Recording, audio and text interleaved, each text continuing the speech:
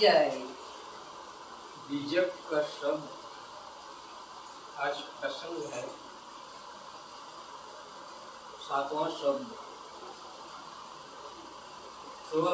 स्वरूप ज्ञान और सहज समाधि।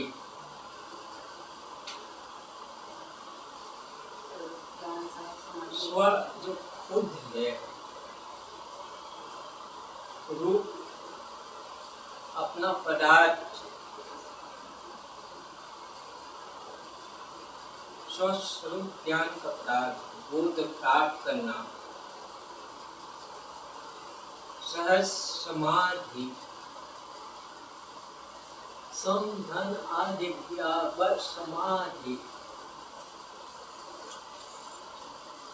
जो हमारी मनोवृत्तियां हैं, चित्त शांत हो जाना, समाधि,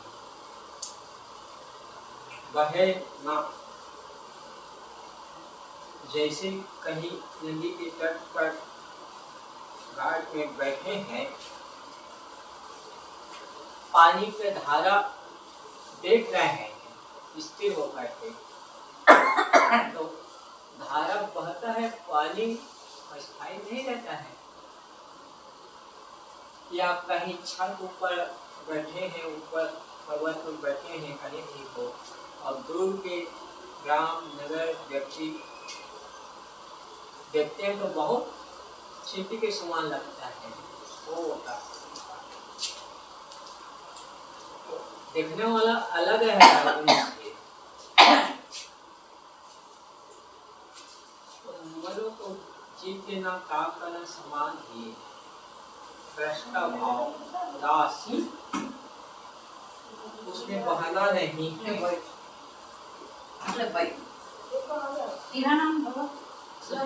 कबीर साहब कहते हैं कि संतों कहूँ तो को पत्याई, झूठ कहा सांच बनी आई, लौके रतन अबेद अमोदित, नहीं ग्राहक नहीं साई, चिमिक चिमी चिमके दिग दहो दिस्तर बरहा छिरियाई, आपे गुरुकृपा कछु की नाम तलब लगाई, सहज समाधि मनी जागी सहज मिले रघुराई, जहाँ जहाँ देखो तहाँ तहाँ सोई मन मानिक देनो हीरा, परम तप्त गुरु सो पावे कहे उपदेश कबीरा। ये पद सात पंथी काहे पर महत्वपूर्ण है। मान लो सदगुरु कबीर साहब अपनी ध्यान समाधि से उठकर आया हो, अनजान व्यक्ति के पास पहुंच गया हो, हम कहे अपनी बात, स्वरूप स्थिति दशा, ज्ञान की दशा, ज्ञान की बातें, सही बात लगता है, समाज बीच में, बाजार बीच में लोग सुनने वाला झूठ कहा सांच बनी आई। मान लो सही बात ला कह रहे हैं सदगुरु कबीर साहब और रास्ता दिखा रहे हैं, अनजान व्यक्ति उसको सांच नहीं लगे, झूठ के बराबर लगता है अनजान के लिए। वही सदगुरु कबीर साहब कहते हैं कि ये स्वरूप इसकी दशा है, स्वरूप ज्ञान की बात है। समाज में देखा हूँ, कहता हूँ, और मेरी बातों पर कौन विश्वास करे? यदि उसी दशा में ठहरे, समझे, सुने, विश्वास जगे तो सांच बनी आई, सच्चा लगेगा। जैसे कि पारखी है, परख करते, जैसे कपड़ा दुकान में कपड़ा लेन देन करने वाला है, पतला है या मोटा है, पुराना है, क्या है, कटा हुआ है, तो उसका मेरा परख करते है। खरीदने वाला है ऐसे नहीं ले लेता है कि उठा के नहीं ले लेता है, अपने स्वयं देखता है, विश्वास जगता है कि ये कपड़ा सही है। थोड़ा सा कैसे करते हैं माताएं मन, हाँ धागा निकालते हैं और थोड़ा सा चबा के देखते हैं कि रंग तो नहीं निकला है, डुप्लीकेट तो नहीं है, और उसका फर्क करते हैं। वैसे निरख करने वाला साधक है, संजन है, सद्गुरु महापुरुष है, वाणियों पर निरख परख करते हैं शब्दों में।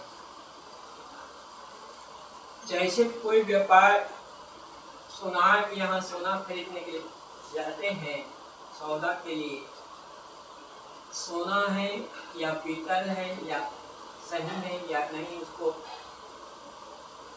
तपा कर रगड़ कर परख करते हैं। वैसे स्वरूप स्थिर दशा शांति दशा साधना में अपने मन को रगड़ कर परख कर उसको जानते हैं, सही दिशा निर्देश देते हैं। वही सदगुरु कबीर साहब कहते हैं, संतों कहूँ तो को पत्याई, झूठ कहा सांझ बनी आई। लौके रतन अवैध अमोली, नहीं ग्राहक नहीं साई। अमौलिक जिसका मूल्य चुकाया नहीं जा सकता, मूल्य चुकाते हैं।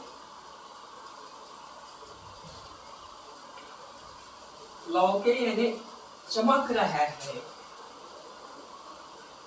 प्रकाश। रतन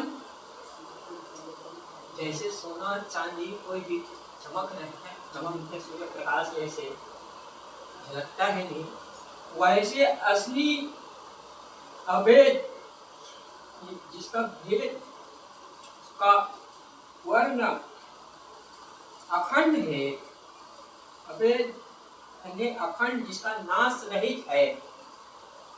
लौके रतन, रतन जो चमक रहा है, प्रकाश दे रहा है, उसका कौन है? कौन चमकता है? सोना, हीरा, पन्ना, जवाहर जो कुछ है सबको तो संकेत है। जो हमारे असली आत्मा चेतन जीव अविनाशी है, इसकी सत्ता और आधार से, अच्छा, कान से सुनता है, आँख से देखता है, लौके में चमकना विष को। अवैध उसका खंड रहित है, अमौलिक जो आत्मा है चेतन जीव, उसको कोई खरीदा नहीं जा सकता है, ना बेचा नहीं जा सकता है। वही आगे पंडित कहते हैं, नहीं ग्राहक नहीं साई। संसार के चीजें हैं उसको तो आप खरीद लेंगे उसके पैसे से, लेकिन अपनी आत्मा है, अपना जो शरीर है, उसको खरीदा जा सकता है? नहीं खरीदा जा सकता है। लेकिन आदमी अपने आप को कंगाल मान रखा है, गरीब मान रखा है। हम बचपना में 5वीं पढ़ा थे तो बाल भट्टी में आंखें की मोल 11 पार्ट की 15 पार्ट ऐसा है, याद नहीं है। आंखें का मोल जिसका मूल्य चुकाया जाए नहीं सकता। तो 5वीं बाल भट्टी में 84 की बात थी, 84-83 की बात थी। तो एक लोहार भिक्षा मांगते मांगते सेठ के दरबार में पहुंचते। बहुत सुंदर भजन गाते, तमोरा बजाते लोहार, और तुम तो करोड़ों लाखों के मालिक हो, क्यों भिक्षा मांग रहे हो? सेठ कहते नहीं, मैं तो कंगाल हूँ, गरीब हूँ, मेरे पास कुछ है ही नहीं। अच्छा नहीं है? तुम्हारी एक आंख दे दो, मैं लाखों रुपया दूंगा। एक आंख है, 2 आंखें हैं तो 2 लाख दूंगा, दे दीजिए मुझे। सेठ कहते व्यवहार संस्था की मेरी आंख 1 लाख रुपया, 2 लाख रुपया, जिसका कीमत आंका नहीं जा सकता, दे दो तुम्हारी आंखें 2 लाख में, दोनों आंखें को व्यवहार नहीं सकता। ये तो लाखों करोड़ों रुपए कीमत है जिसका मूल्य चुकाया नहीं जा सकता है, तो वह आंखें कोई निकाल कर दे नहीं सकता है। आज के भौतिक वैज्ञानिक बात शरीर छू जाता है, आंख निकाल लेते हैं, शरीर में लगा देते हैं, देखते हैं, तो ये साधारण वस्तु बाहर की चीज है, देखने का चीज है। तो आत्मा को कोई किसी को दिया नहीं जा सकता है, खरीदा नहीं जा सकता है, उसका मूल्य चुकाया नहीं जा सकता है। तो जो हाल बोध हो कि मैं करोड़ों के स्वामी और मालिक हूँ, बोध हो गया, तो अपनी आत्मा चेतन जीव रहे। वही सदगुरु कबीर साहब कहते हैं, लौके रतन अवैध मौलिक, नहीं ग्राहक न साई। कोई ग्राहक नहीं है ना कोई स्वामी नहीं, स्वयं बना सकता है अपनी आत्मा। हमारा जो शरीर मिला हुआ है, जन्म मिला हुआ है, वो माता पिता के आधार से। चिमी चिमी चिमकी दिग दहो दिसी, अर्प रहा छिड़ियाई। चिमिक चिमिक यानी ज्ञान प्रकाश, इसके सत्ता से, आत्मा की सत्ता से, चेतन जीव अविनाशी की सत्ता से।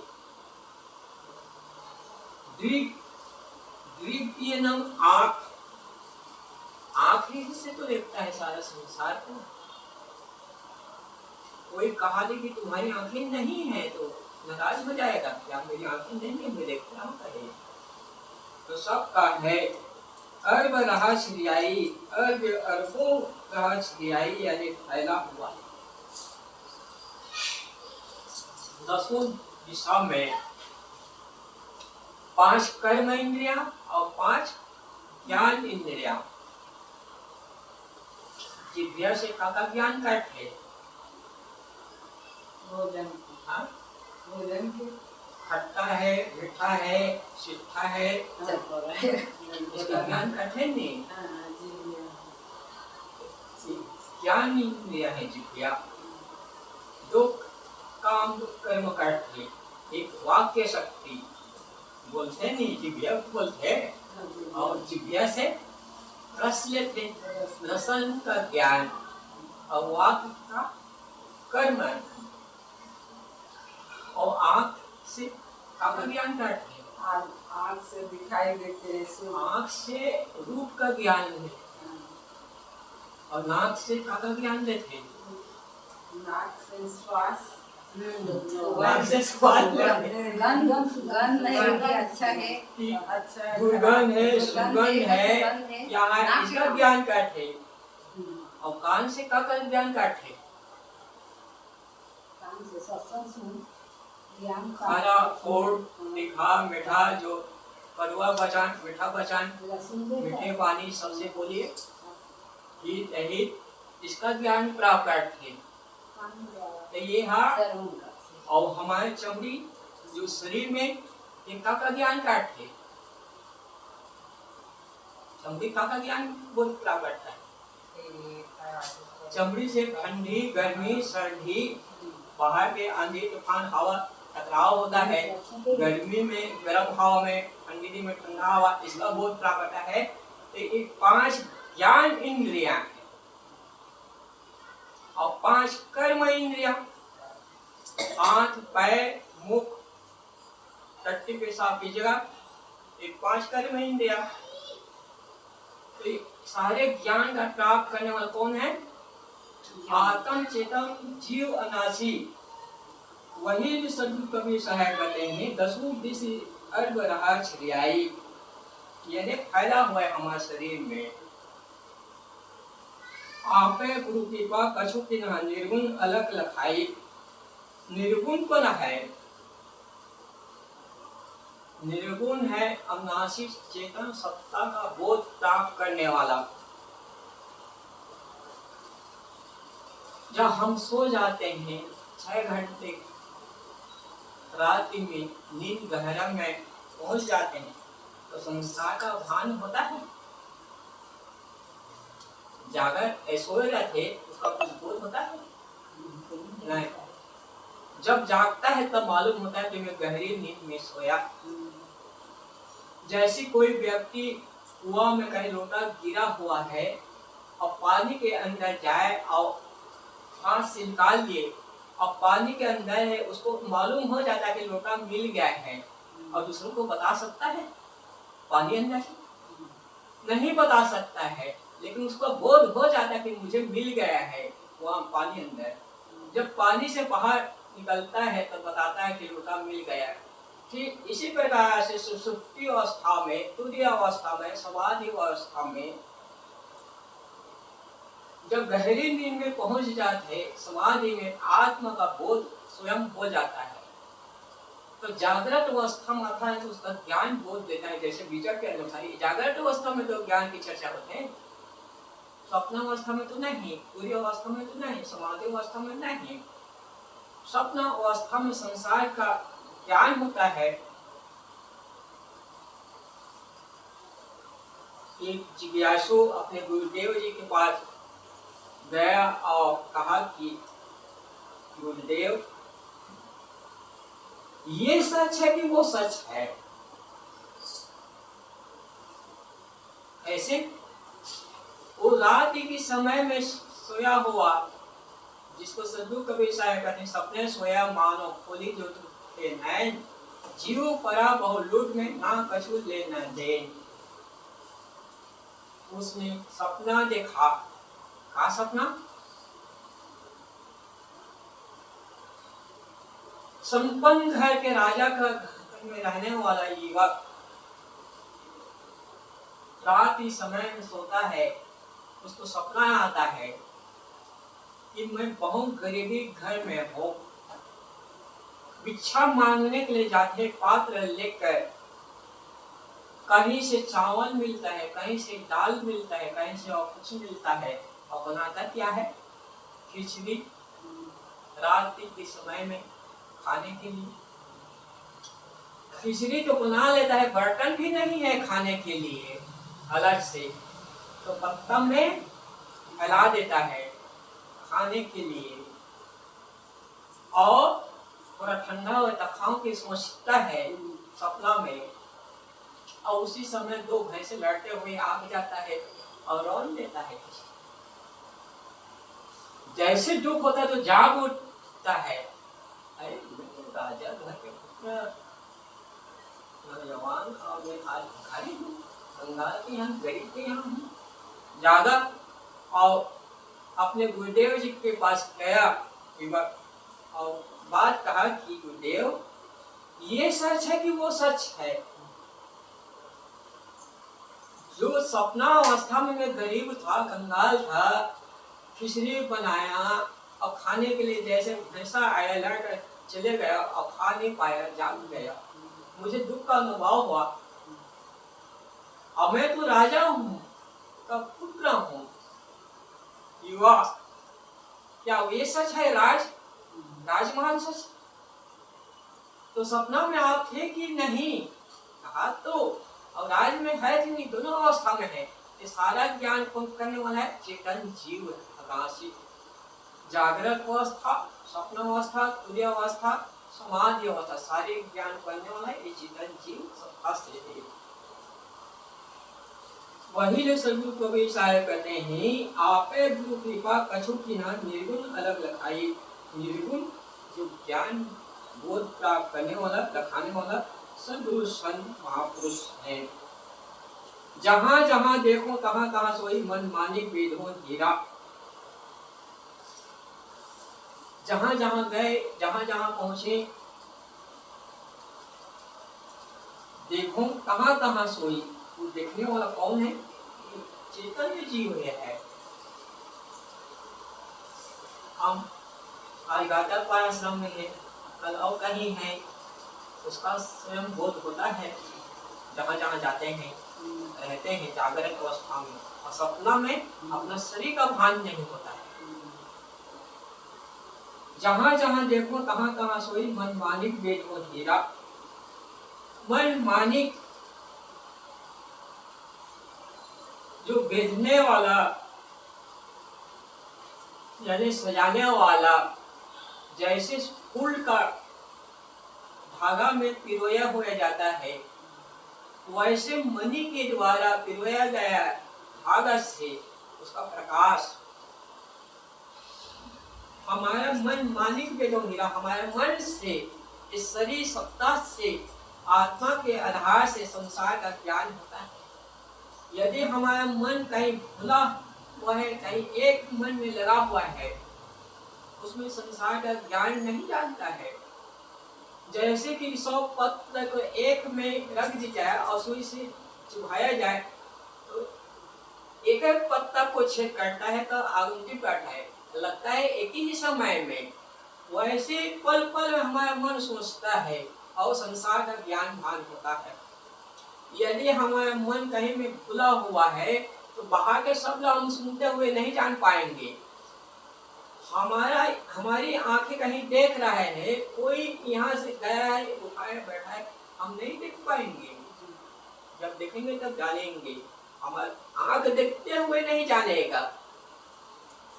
हमारा शरीर चमड़ी में कहीं मच्छर काट रहे हैं या चींटी काट रही है, उसका सत्ता ज्ञान नहीं होगा तो वो भान नहीं होगा कष्ट का। तो सारे कष्ट का बोध करने वाला हमारे मन के द्वारा होता है, उसी से संसार का ज्ञान का भान होता है। वही स्वरूप का व्यवसाय करने, जहाँ जहाँ देखो तहाँ तहाँ सोई मन माने बेदो हीरा। हीरा यानी आत्म चेतन जीव अविनाशी, उसका सत्ता बोध प्राप्त करने वाला इस सत्ता से है। परम तत्व गुरु सो पावे कहे उपदेश कबीरा। सब गुरु कबीर साहब उपदेश देश का करते हैं भाइयों, ये संतों। गुरु सो पावे, जो पाए समझे लखिस वही संत है, महापुरुष है, गुरु है। गुरु नाम अंधकार, गुरु नाम प्रकाश। जो ज्ञान प्रकाश फैलाए वही सदगुरु संत है। तो सदगुरु कबीर साहब कहते हैं कि संतों कहूँ तो को पत्याई, झूठ कहा सांझ बनी आई। लौके रतन अबेद अमूली, नहीं ग्राहक नहीं साई। चिमकी दिग रहो दिस अर्ब रहा सियाई। आपे गुरु कृपा कछु निहां निर्गुण अलग लखाई। सहज समाधि उन्मनी जागे सहज मिले रघुराई। जहाँ जहाँ देखो तहाँ तहाँ सोई मन मानी बेहो हीरा। परम तत्व गुरु सो पावे कहें उपदेश कबीरा। तो सहज मिले रघुराई यानी आत्मा का बोध प्राप्त करने वाला प्रेम है। हमारा मन सहज समाधि में जागे तब एक पद द्रव महत्व ने 7 पद का, जिससे सदगुरु कबीर साहब अन्य पद में कहते हैं कि संतों सहज समाधि भली, गुरु प्रताप भैव जाति चली। जहाँ जहाँ दोनों सो परिक्रमा, जो कुछ करो सो पूजा। जब सगुण तब करो दंडवत, भाव मिटाऊं दूजा। आँख न मूंदो कान न रूधो, काया कष्ट न धारो। खुले नैन हंसी हंसी पहचानो, सुंदर रूप निहारो। शब्द निरंतर से मन लागा, मलिन वासना त्यागी। उठा बैठा कबू न छूटे, ऐसी तारी लागी। कहत कबीर सहज है रहनी, सो प्रकट करी गाई।